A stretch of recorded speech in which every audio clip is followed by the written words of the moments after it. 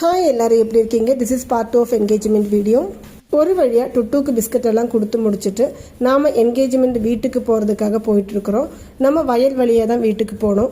பார்க்கும்போதே அவ்வளோ அழகாக இருக்குது ஃபோட்டோ ஷூட்டுக்கு. அதே மாதிரி நிறைய பேர் வந்து நின்று அங்கேருந்து ஃபோட்டோஸ் எல்லாம் எடுத்துகிட்டு இருந்தாங்க. காலையில் எழுந்திரிச்சு இதை பார்க்கும்போது மைண்ட் ரொம்ப ப்ளசண்ட்டாக ஃபீல் பண்ணிகிட்டு இருந்தது.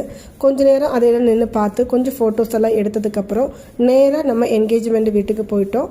வீட்டுக்கு போனதுமே அங்கேருந்து நம்மளுக்கு பஸ்ஸில் தான் திருச்சூருக்கு கிளம்ப வேண்டியதாக இருந்துச்சு. நானும் எங்கள் ஃபேமிலி மெம்பர்ஸ் எல்லாருமே இருந்தாங்க.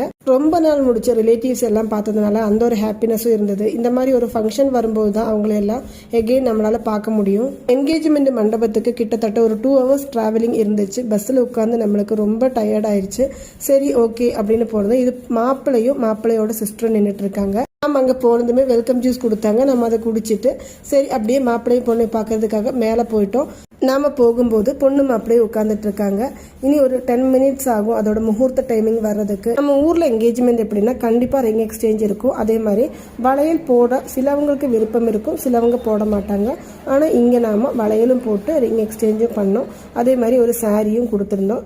பொண்ணு சாரி கட்டலை, ஏன்னா ரொம்ப தூரத்துலேருந்து நம்ம வந்ததுனால சாரி மாற்றுறதுக்கான டைம் இல்லைன்னு சொல்லிட்டு லெஹங்கா தான் போட்டுட்டு இருந்தாங்க. ஒரு வழியாக ஒரு 11:30க்குள்ளே ரிங் எக்ஸ்சேஞ்சிங் வளையல் போடுறது எல்லாமே முடிச்சாச்சு. ரொம்ப ஹீட்டாக இருந்ததுனால நம்ம கீழே போய் உட்காந்துக்கலாம் அப்படின்னு நினச்சிட்டு இருக்கிறதுக்குள்ள பொண்ணு மாப்பிள்ளை டான்ஸ் ஆட ஆரம்பித்தாங்க. கல்யாணத்துக்கு தான் டான்ஸு பாட்டுன்னு நினச்சேன், ஆனால் என்கேஜ்மெண்ட்டுக்கே சூப்பராக டான்ஸ் ஆடுறாங்க. பரவாயில்ல, நல்லா தான் ஆடிட்டு இருக்காங்க. அதே கொஞ்சம் வீடியோ எடுத்து நாங்கள் அப்படியே கீழே போய் சாப்பிட போனோம். நாங்கள் போன அன்னைக்கு கேரளாவில் ஸ்ரீகிருஷ்ண ஜெயந்தி. நம்மளுக்கெல்லாம் ஆகஸ்ட் 16 ஸ்ரீகிருஷ்ண ஜெயந்தி முடிஞ்சிருச்சு. ஆனால் கேரளாவில் வந்து சிங்க மாதம் சொல்லுவோம். அந்த மாதத்தில் வர ரோஹிணி அஷ்டமியில் தான் ஸ்ரீகிருஷ்ண ஜெயந்தி. அதனால அன்னைக்கு நான்வெஜ் எதுவுமே பண்ணலை. அதனால அங்கே சத்யா வித் பாயசம் எல்லாமே கொடுத்தாங்க. கூட்டுக்கறி, அவியல், பொரியல் எல்லாமே இருந்துச்சு. அவ்வளோ டேஸ்ட்டாக இருந்துச்சு. அதனால அந்த சாப்பாடு நல்லா சாப்பிட்டதுக்கப்புறம் ஒரு 1:30க்குள்ளே நம்ம அங்கிருந்து மறுபடியும் பாலக்காட்டுக்கு ரிட்டர்ன் வந்தாச்சு. இது பஸ்ஸில் வரும்போது பாட்டு போட்டு எல்லாம் டான்ஸ் ஆடிட்டு இருக்காங்க. மேரேஜ் டேட் இனிமேல் ஃபிக்ஸ் ஆகலை. ஏப்ரல் மே மந்தில் தான் இருக்கும்னு சொல்லிட்டு இருக்காங்க. நீ அந்த மேரேஜுக்காக அவளோட காத்துட்டு இருக்கிறோம். ஓகேங்க, பாய். நெக்ஸ்ட் வீடியோவில் பார்க்கலாம்.